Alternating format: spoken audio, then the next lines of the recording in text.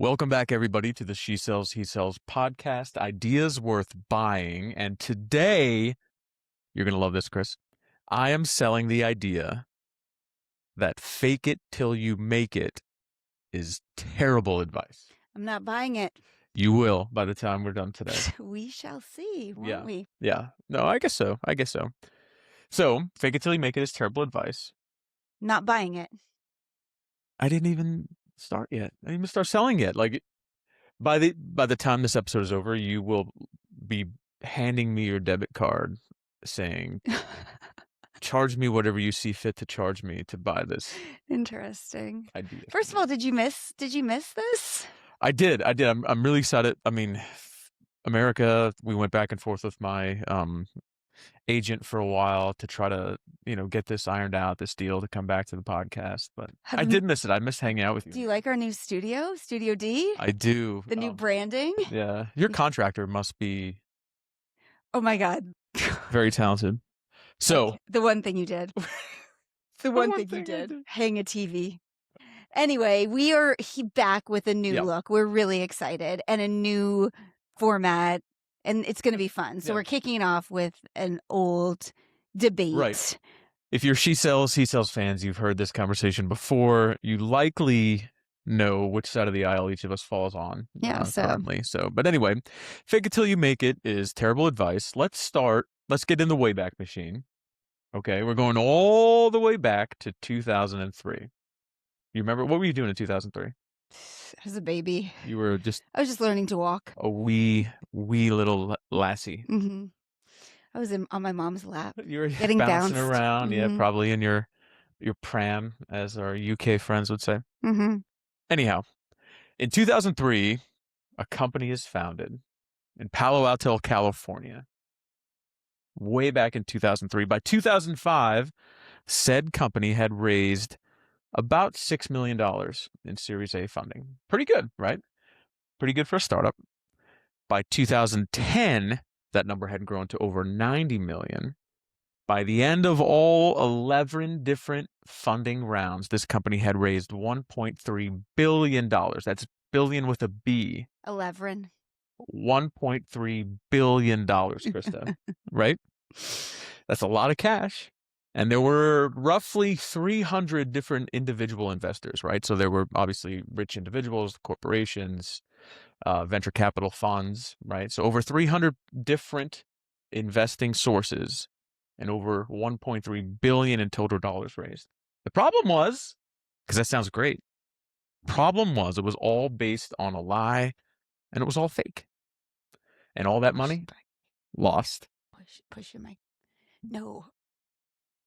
This is the story of Theranos and Elizabeth Holmes. Do you remember that name? I do, because you talk about it quite a bit. I do. You really go hard for Elizabeth Holmes. In I don't know, maybe, do you have a little crush on Elizabeth Holmes? No. But I'll tell you why. It'll become more obvious as we go, right? So for those of you who, this is a few years ago already, so you may have forgotten the story. Maybe you never really heard the story. So a little bit of background on Theranos. It was a diagnostic testing company, right? Which that was very similar to the industry that I was in at the time. So I was excited about this news and trying to figure this out, right? Theranos was a diagnostic testing company, and their big claim was that with one drop of blood, they could do literally dozens of tests on you, highly complex tests.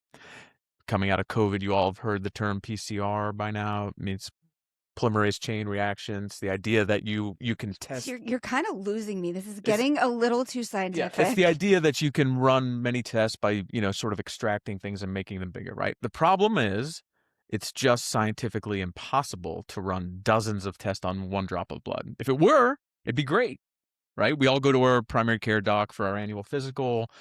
My doc says, hey, I want you to see these like 6 or 7 results on you, whatever they do. And you have to take like 2 or 3 vials of blood. So who wouldn't want to just have a finger prick for one drop and have dozens of test results? It'd be amazing, right? Like it's the future, but the science doesn't exist. That didn't actually stop Elizabeth Holmes though, did it? No, it didn't. Her professor told her in 2003 when she dropped out of college that to start this company, her professor told her this is not real. Her professor said, the science doesn't match. This business plan won't work. It's built on nothing. But again, she saw herself as a maverick and market agitator is the phrase that she always used for herself. She modeled her appearance, clothing, voice, everything after Steve Jobs. You remember the whole thing? She had the turtleneck. She tried to speak a little bit deeper. Again, further highlighting the fact that she was faking it until she would assume she would someday make it, right? She continued to raise money and round after round, all the while knowing that she's just selling a lie. And this, my friends, my beautiful co-host, is the best example of living fake it till you make it that I can provide for you. So, Krista, what say you? Is that a good example of fake it till you make it? No, honey. Yes, it is. No, honey. Yes. Honey. Yes. That is not fake it till you make it. That is felony. Well, that is felony. That is mental illness. That is not fake it till you make it. Do you think she all along knew she was a felon and mentally unwell? Or do you think there was a part of her that thought, I am going to oversell this and fake this until the science catches up to my business plan? Possibly. Bingo. Thank you. Possibly. Moving on. No, not moving on. When you are mentally unwell, you don't know you are mentally unwell. I mean, you can relate. That's rough. No, but you don't know you are mentally unwell. So there's that. You know, people that are delusional don't know they are delusional.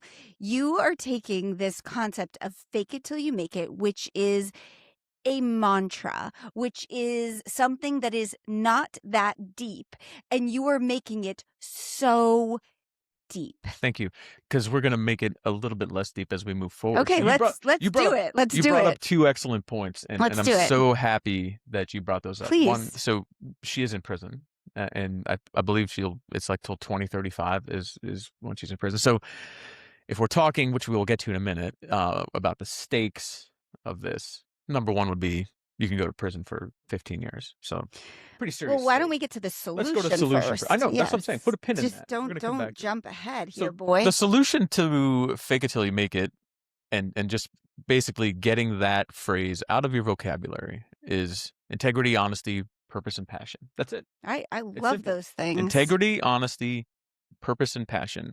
Lean into your why, Krista, not your lie. Oh, whoa. Do you like that? But you know what? Tap that on that arm. Yeah. Get that. Get those family initials off and get lean into your why, not your lie. You know what? Move over, girl boss, and put that on. Do you like that? Put that on. Should we trademark a notebook? That? Yeah. All right. I thought you would like that. I do. That came to me the other day. Say it one more time. Lean into your why, not your lie. I mean, I do like that, but. Yeah. So you are saying that someone like me that believes in fake it till you make it is living a lie. That's what you're saying. That's a bold statement, Demcher. It is. Because ultimately... So you're saying I live a lie. What does the word fake mean? Is it real? Fake to me, and maybe I'm just being too simple about this, but the word fake is literally the opposite of real, right? So if real is truth, what would be the opposite of truth? A lie. Bingo. Anyway, So as I was saying, if we take this back to Elizabeth Holmes, what's wrong with being a visionary, right, who has a goal of changing an industry sort of for the good of everyone and doing this massive thing and being this revolutionary? What's wrong with being that person while also saying, hey, we're not quite there yet, but the science will catch up someday? Would Elizabeth Holmes have raised $1.3 billion to fund Theranos on that principle? Probably not. Would she have raised some money? I would guess so, right? Because there are lots of long-term bets in business. There are lots of things that come that are pre-revenue, right? That nobody has any thoughts that they're going to immediately provide results in the immediate short-term future, right? So could she have been that same visionary without living the lie? I would assume yes. Now, issue number 2 with fake it till you make it for me, right? Hold on. I want to go back to your point of the idea that the word fake is inherently bad. So would you say that the word fake, a synonym to the word fake is a dupe? Yes. Okay. So do you own any dupes? You do. You own dupes to a lot of products. In fact, I think this, now these are real diamonds, you got me, but they are lab-grown diamonds. Right, because I care about people. But they are, you could say they are dupe diamonds. This is great. I mean, this is really amazing. I mean, it just came to me, All but right. I didn't plan this. But I would also like to use Exhibit A is around my neck. Exhibit B is over your shoulder. So that beautiful #1 dad trophy. Yeah. Is that a real gold trophy that your son bought you at the Christmas shop? No, but I'm not selling it as one. But it is a dupe. It is a fake trophy. Okay, it's a fake. That's too but it's still special. No, it's not Yeah, too deep. It's a fake. So inherently, things that are fake or dupe aren't bad. So I hear what you're saying. What she did is take something that is fake and make it very deep. Agree, that is not okay. But a fake or a dupe isn't on its own bad unless you make it that deep. Unless you're trying to portray it as not. What? So if I get a fake Rolex, right, or whatever, that's like the thing that pops into my head. If I have a fake Rolex and I just want to wear it because whatever. You're making my point. But if I'm telling someone this is a Rolex and it's not. Right, but you're making my point. No, I'm not making your point. Yes, you are. Let's take a brief brief pause. I'm going to ask you one question before I continue. Carry on. Mm-hmm. Can you think of anything in your life, personal, professional, whatever, where the word fake conjures up a good thing? Seed planted. Let's move on. Okay. Think about that for a minute, I'll right? think. Mm-hmm. So the solution is in 2 parts here. The solution in part A is integrity, honesty, purpose, and passion with yourself, right? The solution. I agree. The second part of the solution here is those same concepts as they translate to hard work. If you're giving the advice, fake it till you make it, right? The first one is if you're taking that advice, realize live your why, not your lie. Again, America, right? If you're giving the advice, fake it till you make it, the solution here is teaching hard work to people. Agree. Right? So if I am giving the advice, fake it till you make it, I run the risk of planting the seed in the brain of a young person who's saying, hey, dear old gray-haired Brian, what's the best way for me to build my career? And I just go, oh, you fake it till you make it. In their head, they're thinking, well, this is all built on a house of cards. It sets unrealistic goals and timelines for people. The fact of the matter is success takes hard work over time. You would agree with that? I think most people would agree with that. Of course. That's what we want to teach our children. So why would we then teach our children, plant the seed in their brain that there's this idea of unrealistic expectations for you? Just be fake until you get to the spot, which you faked the whole time. Maybe it'll be tomorrow. Now their timeline is all fouled up in their head. They don't understand the value of hard work, right? So the solution here is 2 parts. 1, live your why, not your lie. 2, teach people in that advice that you're giving that it's hard work and effort over time that wins, not fake facades. I agree. What's your why? Like, give me an example of a why for somebody. Purpose and passion for everybody. That's the definition of why. Right. So how do you get to your purpose and your passion? If you're here a beginner and you have to get to be an expert, how do you get there? Hard work over time. Right. Are you an expert in the beginning? No. Right. How do you step into that? Why would you say that you are then? That's the problem. Why would you? You don't say you're an expert. Faking it till you make it is not saying you're an expert. That's not what it is. We'll get to that in my episode. I'm not going to steal your thunder and make you. Let's move on to the stakes. I'll let you fake it till you make it and make you think you're winning. The stakes of fake it till you make it. Well, prison, right? You brought it up earlier. Mm-hmm. Felony. Less than awesome. Mm-hmm. Never been. I would say most people would give it 0 stars. Yeah. Do not recommend. I toured a prison. Right. I think about it often, actually. You don't give it high stars. I would never want to go back in that place ever again. Okay, there you go. Mm-hmm. So the stakes of this one. So you're saying though I might go. You're saying I might go because I believe in fake it till you make it. I think there's a chance that everyone who believes in this could potentially get president. Holy shit! This is deep. All right. Let's get back to my breaking this up into two categories here. The first category being if I'm taking the advice, fake it till you make it, right? The stakes here really come down to your reputation, right? So in the olden days, IBM, all these other blue chip corporate giants dominated corporate America, right? And if you were lucky enough in the 80s to be an employee of one of these mega blue chip companies, right?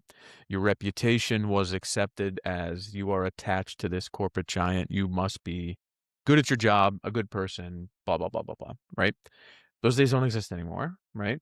It's not so much about companies. Now it's about you and your and who you are, right? And as you're building your career, your reputation is absolutely vital, right?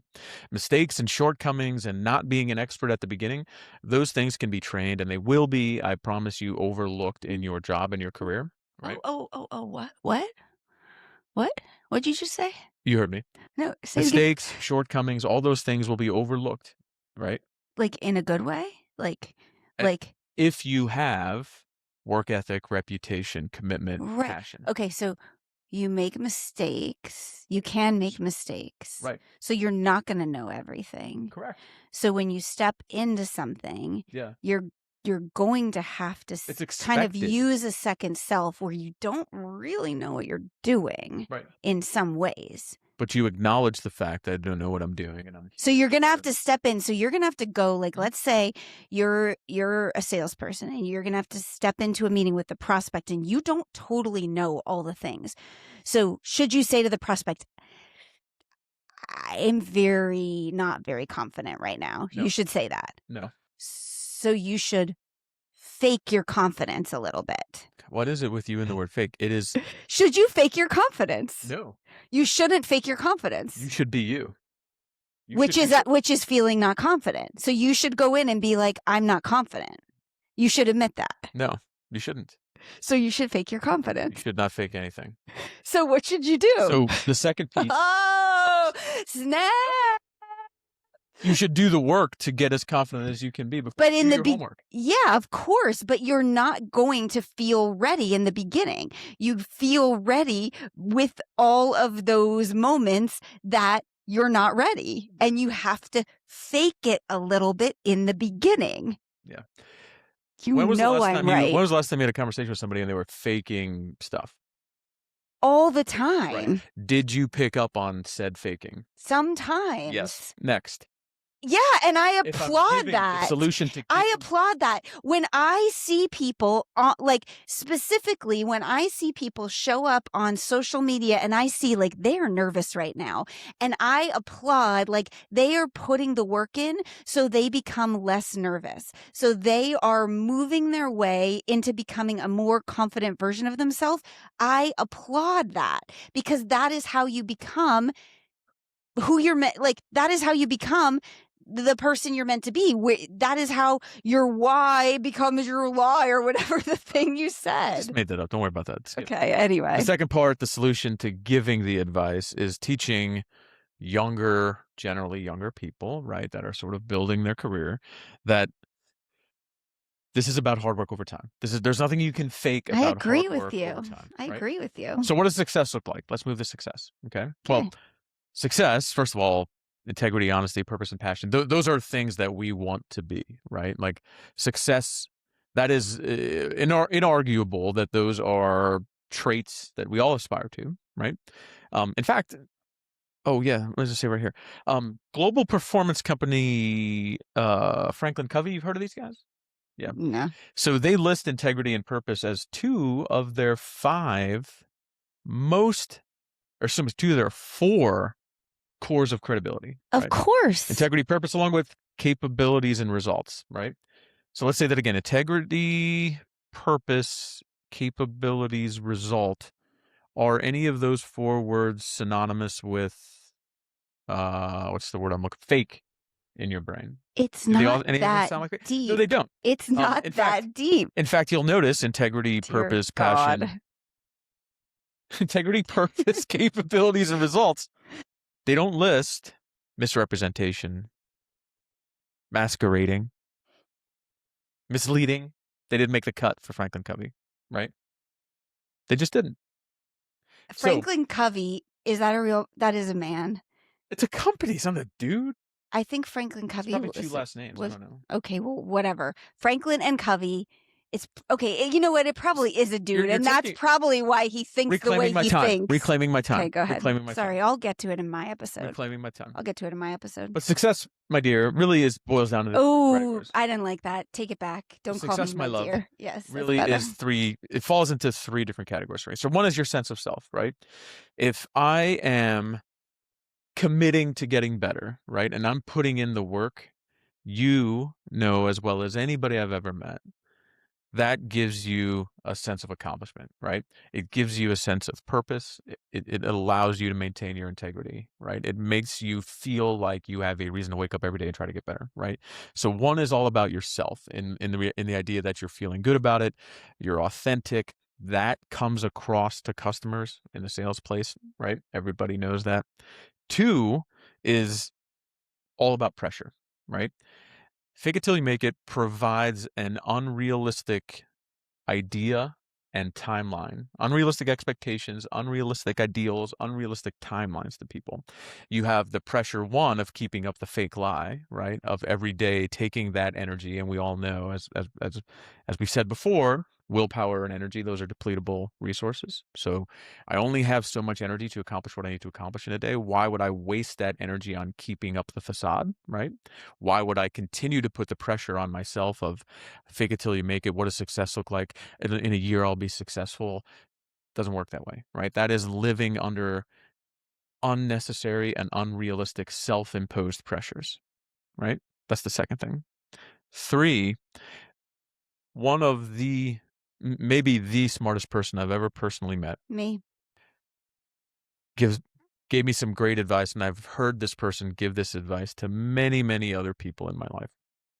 And this person says, real beats perfect. Oh my God, it is me. Every single time.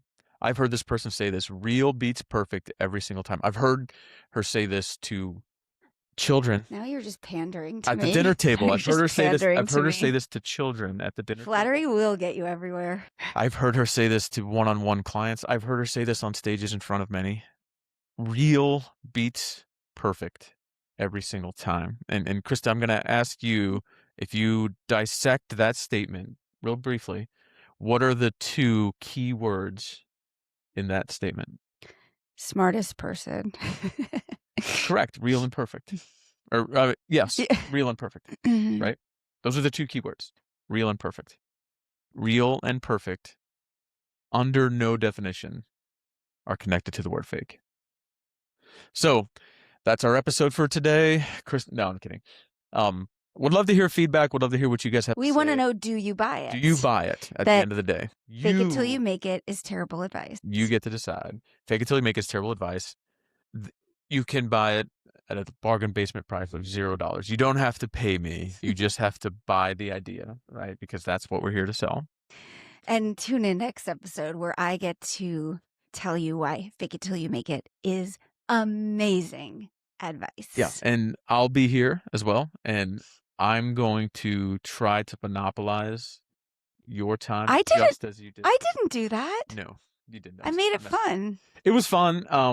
I don't know that there's any part of selling it as a good idea that I'd be willing to buy on any level. Oh my God. I agree. This is a challenge. I mean, I'm throwing down the guy. This is a challenge for you. The thing is, you just take it way too deep. It is just not that deep. Like, you can have honesty, integrity, hard work, persistence, and buy into fake it till you make it. And case study, Number one is sitting right here, right Wrong. next to you. Right. You just glazed me. And so you can't glaze me and be like, the smartest person I ever met says this, and then say, anyone who believes it is going to jail. It doesn't work like that. I said that. I mean, I said that is a... Okay. It doesn't work like... Although it's, sort of probably not a common stake. It doesn't work like that. You can't say it's terrible advice and anyone who believes it is like has no integrity and whatever, and then say I'm great. You can't. It doesn't work that way. Question, Krista. So you believe the idea of fake it till you make it is valuable? I think we're out of time. It's valuable in the sense that it's teaching people that like you don't have to be perfect today, but you can work towards better every day. That's the way you see this, right? Ish, not quite. Right. Have you or anyone you know that you hold in high regard, have they ever said words matter or the words you choose matter? You ever heard that? I don't totally subscribe. No, I don't. No, I don't totally subscribe to that theory. I don't totally subscribe. Oh, you don't subscribe to words matter, or is that what you're saying? I don't. That doesn't fit here. Like I think the words you. No, I'm not walking into your trap right now. It's not a trap. This is about the word fake. This is about the word fake. If I'm boiling this down, the word fake inherently isn't bad because you have a fake trophy sitting around there. I have fake diamonds sitting around my neck. The word fake isn't bad. I already proved my case around that. So mic drop. If these mics weren't so precarious, I would drop it on the floor. Guys, I don't want you to be intimidated by Krista. If you buy fake it till you make it is terrible advice. If you buy lab-grown diamonds for your wife, they're still great diamonds. I love my necklace. I do. I love my necklace, honey. If you buy fake it till you make it is terrible advice. Don't be intimidated by her. Just, you can come out and say it. Thank you. I rest my case. We do want to know. People aren't scared of me. What? Just you. I'm like one of the nicest guys I've ever met. Okay, we're going to debate that. We're going to debate that too. All right, everybody, we can't wait to hear what you think, and stay tuned for my episode next. Thanks.